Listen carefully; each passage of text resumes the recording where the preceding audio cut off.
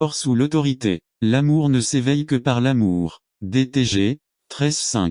Seul l'amour demeure jusqu'à la fin 6. Le manque d'amour chez un chrétien est un signe de danger. C'est une alerte rouge. C'est ici né l'amour. 1 Timothée 1, 5.5. Mais le but du commandement est l'amour qui procède d'un cœur pur, d'une bonne conscience et d'une foi sincère. 1. Cœur pur. 2. Bonne conscience. 3. Foi non feinte. Telles sont les qualités de celui qui aime vraiment. B. Celui qui n'aime pas n'a pas ces qualités. D. Jésus teste l'amour. N'attendez pas qu'il soit trop tard. Devenez membre de la chaîne Today et bénéficiez de réconfort et de soutien dans les moments difficiles. Cliquez sur le lien dans la description de la vidéo. Mardi 9 avril 2024, page 3. Jean 21, 15,17. Lorsqu'ils eurent mangé, Jésus dit à Simon-Pierre: 15 Simon fils de Jonas, m'aimes-tu plus que ceux-ci? Il lui dit: oui, Seigneur, tu sais que je t'aime. Jésus lui dit: paie mes agneaux. 17. Il lui dit une troisième fois: Simon, fils de Jonas, m'aimes-tu? Peter était attristé de lui dire pour la troisième fois: m'aimes-tu? Et il lui dit: Seigneur, tu sais toutes choses, tu sais que je t'aime. Jésus lui dit: paie mes brebis. Dans l'Apocalypse, et ces représentations sont celles que nous analyserons ce jour. Dans l'Apocalypse, on nous parle de Jésus qui est la représentation de la volonté de Dieu lui-même. Chapitre 1, 1 et 10 à 14. Que fait Jésus de nos souffrances? Jean avait été l'apôtre de Jésus pendant de nombreuses années et avait maintenant été emmené comme missionnaire sur l'île de Patmos où, après sa mort, l'empereur Alexis Comneno y construisit un monastère en l'honneur de Jean le Révélateur. En septembre 1995, on a célébré l'anniversaire des 1900 ans depuis la date de rédaction du livre de l'Apocalypse. Âgé d'environ 90 ans dans un lieu sobre et froid, il a probablement été soumis à de durs travaux comme les autres prisonniers. On peut se faire une bonne idée de sa souffrance en prison et c'est là que l'on retrouve la première présentation de Jésus. Au chapitre 1 où nous voyons comment Dieu se rapporte à la souffrance humaine. Nous ne savons pas où se trouvait Juan mais j'imagine qu'il priait peut-être en essayant de méditer sur la manière dont il pourrait faire la volonté de son Seigneur sur cette île désolée. Soudain, la voix bien connue retentit: son ami Jésus, Jérusalem habillé comme l'un des prêtres de l'Ancien Testament. L'important est que je sois là présente au milieu de sa tribulation. Si nous analysons un peu les Écritures, nous constatons que Dieu ne nous promet pas qu'il va nous sortir de toutes les difficultés auxquelles nous sommes confrontés dans notre vie, mais plutôt le contraire. Comme nous le voyons dans Jean 16:33, dans le monde tu auras de l'affliction. Eh bien, si Dieu ne nous sort pas de tous nos problèmes, alors que fait-il? Quand Juan était en prison, quelqu'un lui a rendu visite pour le réconforter dans sa situation. Dans n'importe quelle difficulté que Dieu décide auquel nous sommes confrontés, il ne nous laisse pas seuls mais nous rejoint dans cette difficulté. Dans l'Apocalypse, on nous parle beaucoup des puissances mondiales et le plus important n'est pas de se concentrer sur les puissances mondiales mais ce qui est important ici c'est que nous réalisons que ces puissances sont celles qui pourraient être contre les saints, les enfants de Dieu. 13:7,15 et dans Apocalypse 17:6 ivres du sang des saints. N'attendez pas qu'il soit trop tard. Devenez membre de la chaîne Today et bénéficiez de réconfort et de soutien dans les moments difficiles. Cliquez sur le lien dans la description de la vidéo. Mardi 9 avril 2024, page 2. Mais quel réconfort de savoir que même si nous sommes au milieu des souffrances les plus terribles, Jésus est prêt à nos côtés. Nous verrons Jean en prison. Nous le verrons dans le psaume de David 23:4. Même s'il marche dans des vallées d'ombre ou de Dieu lui-même l'a promis dans Matthieu 28:20. Voici, je suis avec vous toujours jusqu'à la fin du monde. Il y a 2000 ans, Jésus était ici avec nous pour expérimenter nos souffrances. Que fait Jésus à propos de nos péchés? Apocalypse 5:5 à 6, l'accent est mis ici sur l'agneau qui est fondamentalement le point. Plusieurs questions que Paul pose qui nous aideront à comprendre ce problème d'être attachés ensemble. 1, 6, 14. Quelle compagnie la justice a-t-elle avec l'injustice? Cela devrait nous faire réfléchir sur notre sens de la justice. Suivez-vous un parti politique, une idéologie créée par des hommes ou des factions face à la douleur? En réalité, nous faisons tout notre possible pour éviter la tribulation. 1. Jacques écrit à des personnes qui, sans que ce soit de leur faute, traversent des épreuves. Ce sont les tests externes. Il ne leur dit pas, les épreuves sont la pure vie. 2. Les épreuves extérieures considérées comme joie par Jacques sont celles qui résultent de notre fidélité au Christ. Je suis persécuté parce que j'essaie d'imiter le Christ dans ce que je fais. Et dit 3. Je pense que Jacques essayait d'expliquer en des termes différents ce que Jésus a dit dans le Sermon sur la montagne. Bienheureux serez-vous quand les gens vous injurieront et vous persécuteront à cause de moi et diront toutes sortes de mal contre vous en mentant. Réjouissez-vous et soyez dans l'allégresse, car votre récompense est grande dans le ciel, car c'est ainsi qu'ils ont persécuté les prophètes qui étaient avant vous. Mt 5 11 à 12 4. Transformer les défaites en victoire est ce qui devrait être considéré comme une pure joie. Ressentir de la joie dans la tribulation est un paradoxe qui ne peut être compris que par ceux qui ont une relation avec le Christ, voire 2 Compagnie 4, 8 à 10. IV. Conclusion à les épreuves, les tribulations, la douleur, le deuil et les déceptions sont des opportunités de développement et de croissance chrétienne. Ils n'ont pas été faits pour nous faire tomber, mais pour nous faire voler. Ils n'ont pas été faits pour nous affaiblir, mais pour nous renforcer, a déclaré W.M. Barclay 1. Quand Jacques nous dit dans 1:3 que l'épreuve de la foi développe notre persévérance, cela ne veut pas dire que les tests déterminent si une personne a la foi ou non. Ce qu'il dit, c'est que les épreuves renforcent la foi, c'est-à-dire avoir confiance en Dieu. La persévérance dans la foi vient du fait d'avoir été testé et d'avoir réussi l'épreuve. Par conséquent, la persévérance n'est pas une attitude passive, endurer tout ce qui vient avec patience. 3. La persévérance est une attitude active. Cela me pousse à me relever et à surmonter les épreuves. C'est pourquoi Jacques utilise Job comme exemple 5:11. Job, l'homme le plus patient qui ait jamais vécu, ne s'est pas assis et n'a pas attendu ce que Dieu ferait, il s'est levé et a combattu même avec Dieu. B. James nous exhorte à nous relever à travers les épreuves et les tribulations et à faire preuve d'une foi héroïque, une foi militante, une foi inébranlable et inébranlable, comme l'était la foi patiente et persévérante de Job 1. Souvenez-vous de ce sentiment de patience ou de persévérance lorsque nous arrivons au chapitre 5, où nous sommes exhortés à être patients jusqu'à la venue du Seigneur. 5:7-2. Ce type de patience active à laquelle Jacques nous appelle amène le croyant à un niveau de maturité et de plénitude. Lire 1, 4. Soyez parfaits, dit James 3. Le mot parfait est plus utilisé dans Jacques que dans tout autre livre du Nouveau Testament, mais il ne parle pas de perfection sans péché, mais de maturité. N'attendez pas qu'il soit trop tard. Devenez membre de la chaîne Today et bénéficiez de réconfort et de soutien dans les moments difficiles. Cliquez sur le lien dans la description de la vidéo. Mardi 9 avril 2024. Page 3-4. But des tests. Conduis-nous à la croissance qui ne nécessitait aucun type de test psychologique, mais la foi. Lisons le passage de Matthieu 14 13 à 21. Le défi que Jésus nous présente est totalement différent. C'est un défi qui requiert des gens ordinaires pour un travail extraordinaire, et des personnes imparfaites pour accomplir le dessein de Dieu. C'est là que réside la puissance du défi que Jésus lance à notre Église. C'est dans ce contexte que se déroule le texte. Jésus vient de recevoir une mauvaise nouvelle concernant son cousin Jean-Baptiste qui a été décapité. C'était une période difficile pour le Seigneur et il avait besoin de temps pour faire son deuil,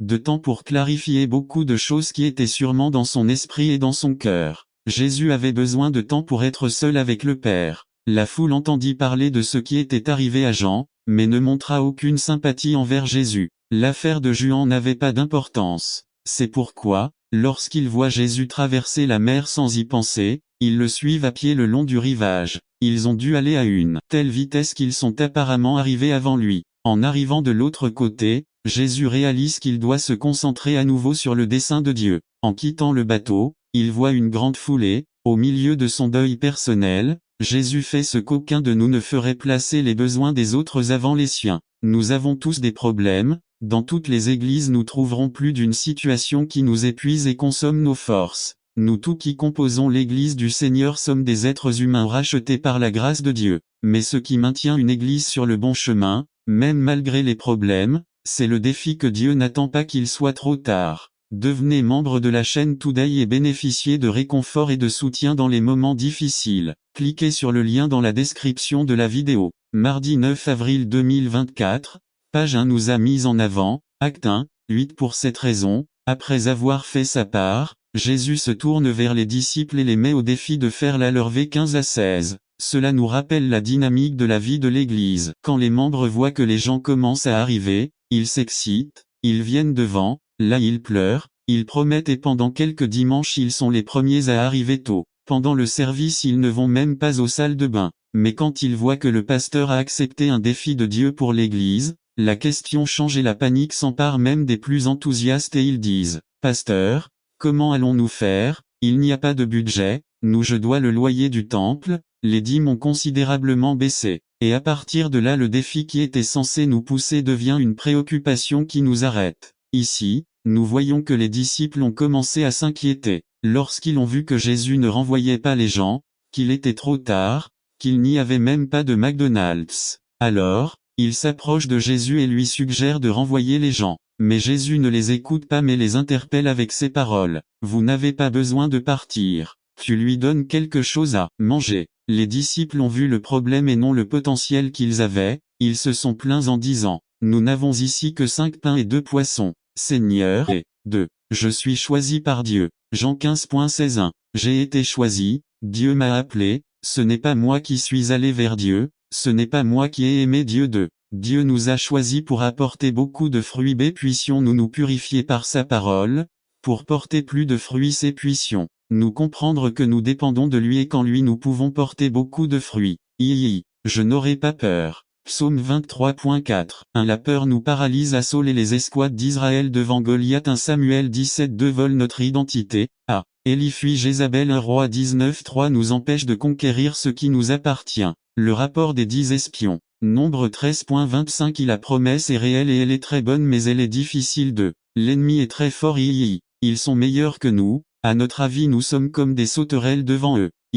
Activez votre foi. Luc 17.11. Obéir. 2. Agir. N'attendez pas qu'il soit trop tard. Devenez membre de la chaîne Today et bénéficiez de réconfort et de soutien dans les moments difficiles. Cliquez sur le lien dans la description de la vidéo. Mardi 9 avril 2024 page 1.3. Soyez propre. N'attendez pas qu'il soit trop tard. Devenez membre de la chaîne Today et bénéficiez de réconfort et de soutien dans les moments difficiles. Cliquez sur le lien dans la description de la vidéo. Mardi 9 avril 2024 page 2. Changez votre chance. Résumé. Le succès ne repose pas sur la chance, il repose sur nos décisions. Par Aaron Chavez. Changez votre chance. Est-ce une question de destin, ou est-ce une question d'attitude? Beaucoup se réveillent chaque jour en souhaitant avoir de la chance ou que leur chance change. En d'autres termes, nous nous attendons à ce que les choses changent sans que nous changions notre routine. Nous voulons tous des réponses immédiates. Perdez 10 livres par semaine sans arrêter de manger ce que vous aimez. Qui a le temps de faire de l'exercice? Prenez une pilule miracle et regardez-vous perdre du poids.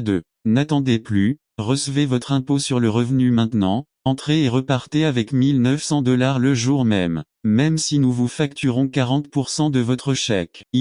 Devenez riche du jour au lendemain en jouant au loto. Si nous avons de la chance, nous atteindrons le lotus des statistiques sur la loterie et 90% des vainqueurs étaient, comme au début, pire qu'avant, totalement ruinés, détruits et tous se battaient avec toute leur famille. Ceci en 10 ans en moyenne. Obed-Édom. Un Chronique 13.13 à son nom signifiait serviteur d'Édom. Serviteur, c'était sa chance, son destin, sa malchance. Il était un esclave et en tant qu'esclave, il n'avait aucun droit. Rencontre avec Dieu. Dieu resta avec la famille d'Obed-Édom pendant 3 mois. Dieu a béni sa maison, son foyer, sa famille, son mariage, lui personnellement de tout ce qu'il avait, son travail, ses affaires, ses finances, ses investissements, ses changements de mode de vie. Un Chronique 16.4. Il n'est pas resté au même endroit. Faire de même. Il a compris l'essence de la bénédiction et l'a recherché. N'attendez pas qu'il soit trop tard. La vidéo. Mardi 9 avril 2024 page 1. C'est aussi tout au plus injuste. Nous devons aller à la forteresse. Jérusalem était entre 2 montagnes. Sion forteresse. Nous ne pouvons pas conquérir le monde sans d'abord aller dans la ville de la force. Combien veulent partir à la conquête sans en calculer le prix? Combien veulent partir à la conquête sans savoir comment ils vont? C'est 2 Cordis 4,5. Car les armes de notre guerre ne sont pas charnelles, mais puissantes par Dieu pour renverser les forteresses, renverser les arguments et tout ce qui s'élève contre la connaissance de Dieu, et prendre tout ce qui s'élève pensée captive de l'obéissance au Christ. Soyez fortifiés spirituellement avant d'aller conquérir. Nous devons être les élus de Dieu. Jérusalem était entre 2 montagnes de Moria. Élus de Jéhovah. Nous ne pouvons pas conquérir le monde sans avoir vaincu la ville choisie de Jéhovah. Nous devons accepter et reconnaître qu'en Jésus-Christ nous sommes les élus de Dieu.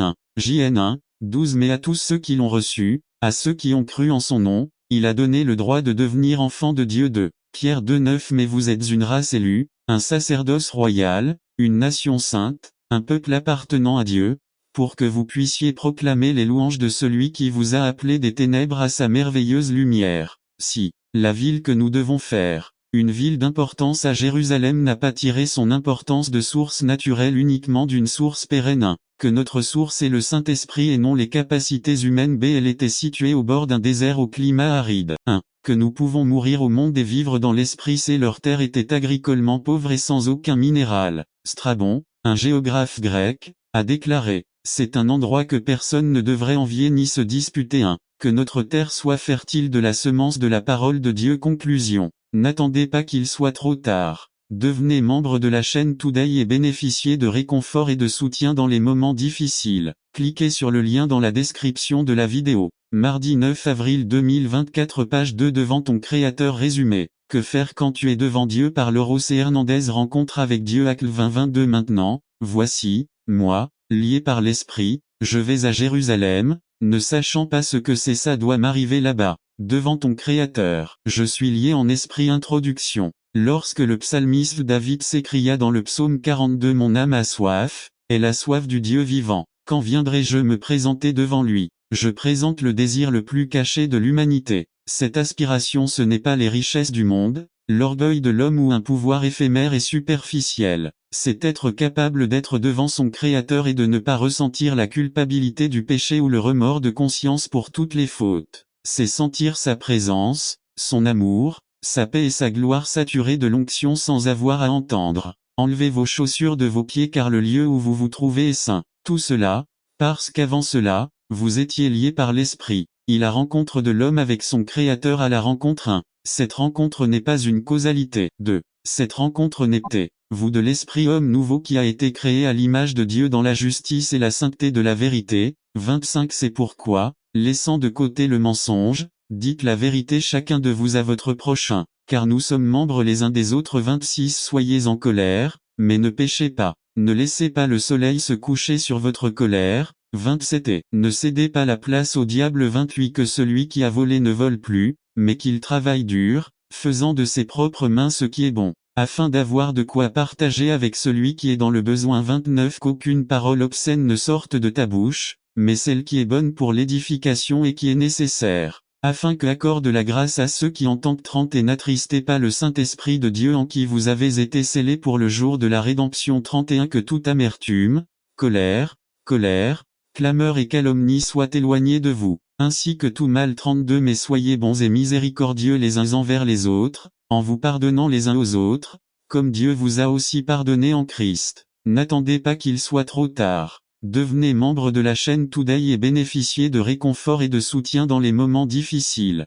Cliquez sur le lien dans la description de la vidéo. Mardi 9 avril 2024, page 4. Si vous l'avez entendu, faites-le. Résumé. La loi de Dieu est le miroir dans lequel le croyant doit continuer à se regarder même après avoir été sauvé. Par Carlos Camarena. Après avoir écouté, faites-le. Texte. Jacques 1 22 à 25. Lecture biblique. Matthieu 7 24 à 29. Introduction à 1 21 à 22. C'est pourquoi, ôtant toute souillure et toute trace de méchanceté, recevez avec humilité la parole implantée, qu'elle est puissante pour sauver vos âmes. Soyez des exécutants de la parole et pas seulement des auditeurs qui se trompent. Vous-même. 1. Comment la saleté et le mal sont-ils éliminés? Implantez la parole. Nous avons laissé tous les cacaors de notre vie doit être purifiée. Eh bien, bienheureux ceux qui ont le cœur pur, car eux seuls verront Dieu. Matthieu 5 8 2. Bien qu'être prompt à entendre 1 19. La parole implantée 1 21 soit de la plus haute importance pour la vie chrétienne. Jacques ne veut pas que nous succombions à l'auto-illusion selon laquelle entendre la parole de Dieu c'est l'idéal de Dieu. 3. L'audition est importante, car c'est par l'audition que vient la foi. Mais la foi n'est pas l'acceptation mentale d'une vérité. La foi, c'est mettre en pratique les promesses divines. C'est pourquoi Jacques dit, 1 22. Mettez en pratique la parole et ne vous contentez pas de simplement l'écouter en vous séduisant vous-même. B. Avec cette pensée, Jacques arrive au cœur de son argument, à la racine de toute vraie religion. Il y a l'action. Pour prouver sa position, James utilise l'antithèse entendre versus faire. 1. La culture du temps de Santiago était une culture orale. En l'absence de livres ou de parchemins, accessible uniquement aux plus riches ou aux scribes, l'éducation et tout le savoir se faisaient oralement. 2. La capacité d'entendre était donc le moyen par lequel les gens pouvaient être amenés à apprendre. Mais, pour Jacques, Le but ultime n'était pas seulement d'apprendre en entendant.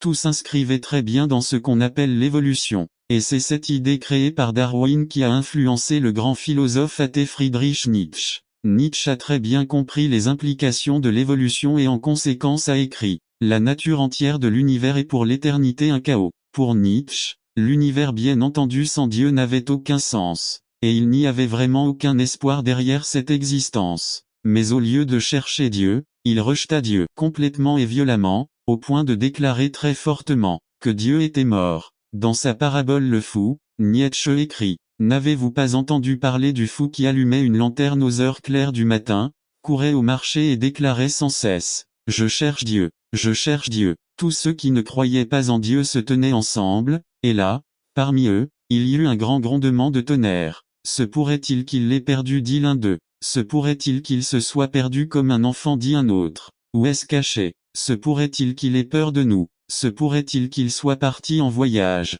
Où a-t-il émigré? C'est ce qu'ils ont dit très grossièrement. Le fou sauta au milieu d'eux et les regarda d'un regard perçant. Où est passé Dieu? Demanda le fou. Je vais leur dire. Nous l'avons tué, toi et moi. Nous sommes tous et meurtriers. Dieu est mort. Dieu est toujours mort. Et nous l'avons tué. Bien-aimé, alors si Dieu est mort, quel espoir Nietzsche nous laisse-t-il? Sa réponse est que le seul espoir qui puisse exister repose sur l'homme. L'homme doit se sortir de la misère dans laquelle il se trouve. L'homme, et seul l'homme peut, comme il l'a dit, ordonner le chaos. Il comprend que cela ne laisse aucun espoir, mais selon lui, il n'y a pas d'autre option. Les idées de Nietzsche ont plus influencé le monde au cours des 100 dernières années que toutes les autres idées de tout autre philosophe. Et c'est pourquoi il est important d'en parler et de les connaître. Au final, ôtant déjà Dieu du portrait, Nietzsche place l'homme comme le seul espoir pour l'avenir. Et quand nous regardons le monde dans lequel nous vivons, nous devons admettre que si le seul espoir que nous avons se trouve dans l'homme,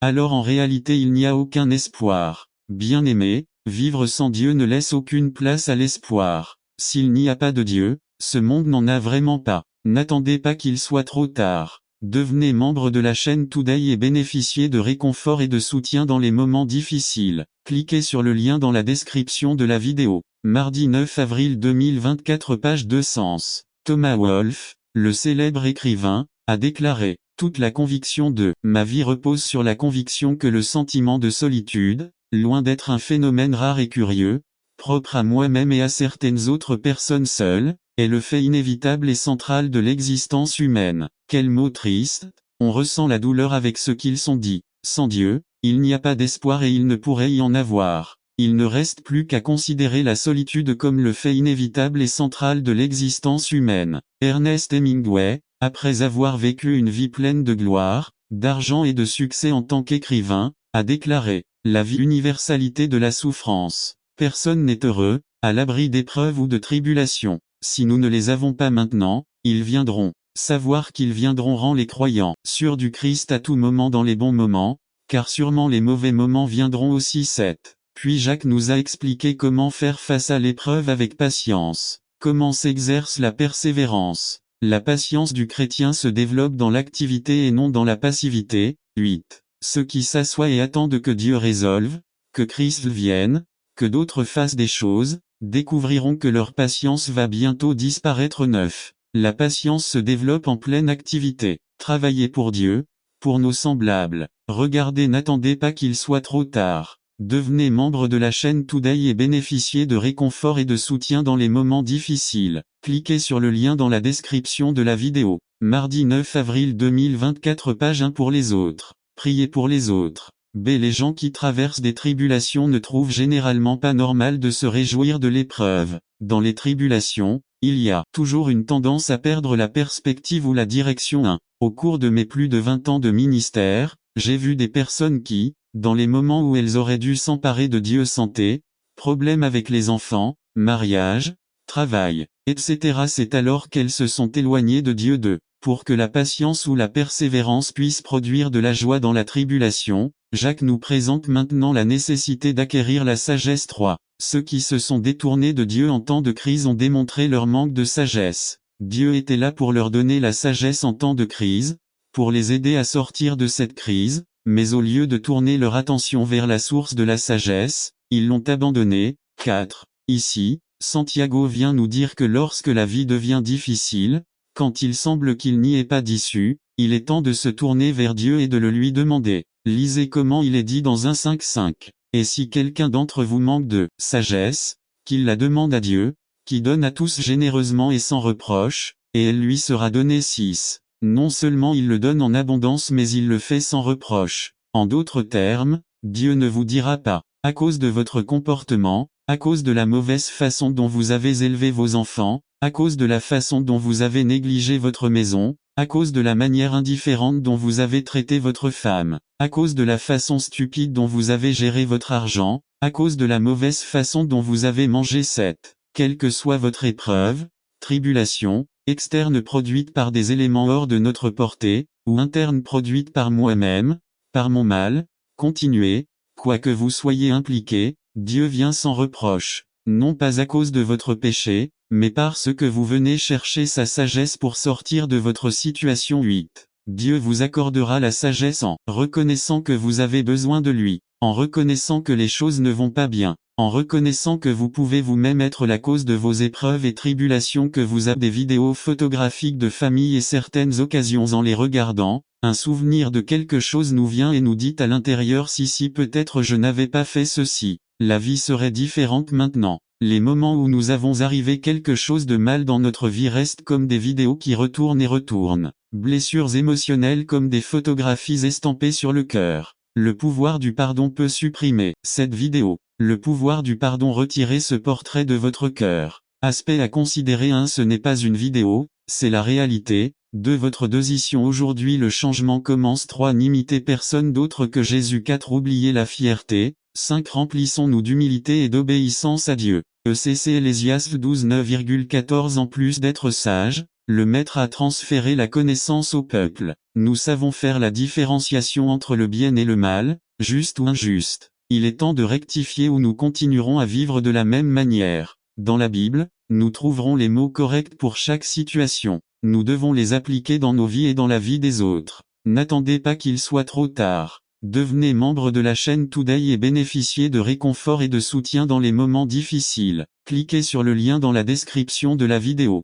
Mardi 9 avril 2024 page 2. Les paroles des sages sont comme des dards, comme des clous bien placés. C'est pourquoi nous devons donner le bon usage de ce mot. Pas pour votre propre commodité mais pour la justice. Il est utile de connaître toute la Bible si vous ne vivez pas selon ce que elle commande, pas seulement en entendant mais ce que vous faites, pour ne pas nous tromper, car à la fin, Dieu fournira tous les travaux, bons ou mauvais, même ceux faits en secret. Si le pardon et la repentance ne sont pas véritables, Dieu le sait. Le message est simple. 1. Réfléchissez avant de parler. 2. Arrêtez avant d'agir. 3. Modélez le caractère du Christ à chaque instant. Ainsi votre vie laissera une marque agréable et durable. Commence aujourd'hui. Dieu vous bénisse. Athée, frère. Miguel Izcan aux voix du ministère de la Force. N'attendez pas qu'il soit trop tard. Devenez membre de la chaîne Today et bénéficiez de réconfort et de soutien dans les moments difficiles. Cliquez sur le lien dans la description de la vidéo. 9 mars, avril 2024 page 3 Voice of Strength résumé. À tout moment la parole de Dieu nous donne la force de continuer dans ce monde de tribulation. C'est pourquoi Jésus a prié pour nous tous. San Juan 17 par Miguel Izcan aux voix de la force de la série. Vous reconnaissez sa voix. Psaume 146 1 à 17. Un Dieu est notre protection et notre force, notre aide rapide dans les tribulations. Dans la parabole de l'étagère, Saint Jean dit Jésus dit que ses moutons le suivent parce qu'elles reconnaissent sa voix. S'ils étaient du champ du Seigneur, ils pourraient être guidés vers de meilleurs endroits de pâturage verts avec une eau abondante et un repos complet. Qu'arrive-t-il à ceux qui ne connaissent pas cette voie simple? C'est le contraire, qu'ils marchent à la dérive, étonnants et arrivant dans des gorges ou abysses. 1. Vous vivez en marche. De quelle voie suivez vous? 3. Vous reconnaissez son appel à mauvaise voie. Pas de guide, c'est sa voix que celle du pasteur des bergers. En temps, désolation, chaleur, scorpion, monotonie, serpent, froid mordant, vent rugissant. Point déception, trahison, chagrin. Vous êtes-vous demandé si votre Dieu est un Dieu des vallées ou seulement des montagnes? 16. L'ennemi vous trompe et vous murmure à l'oreille que votre Dieu ne pourra pas vous défendre ni vous aider dans la vallée car il ne se déplace que dans les hauteurs, que cela deviendra réel tant que vous aurez la santé, le bien-être, bénédiction et prospérité. Mais, n'oubliez pas, votre Dieu est le Dieu des montagnes, rien de plus. en vous disant qu'il veut vous dire entre les lignes quand tu seras face à la vallée, ne compte pas sur lui car il ne sera pas là, il sera trop occupé dans les montagnes pour descendre dans la vallée. Ici dans la vallée tu es à ma merci, tu es entre mes mains, habitue-toi aux scorpions et aux serpents. 17. Comme les Syriens avaient tort. Notre Dieu est Dieu des montagnes mais aussi des vallées. Il est capable de vous faire prospérer mais est également capable de vous réconforter.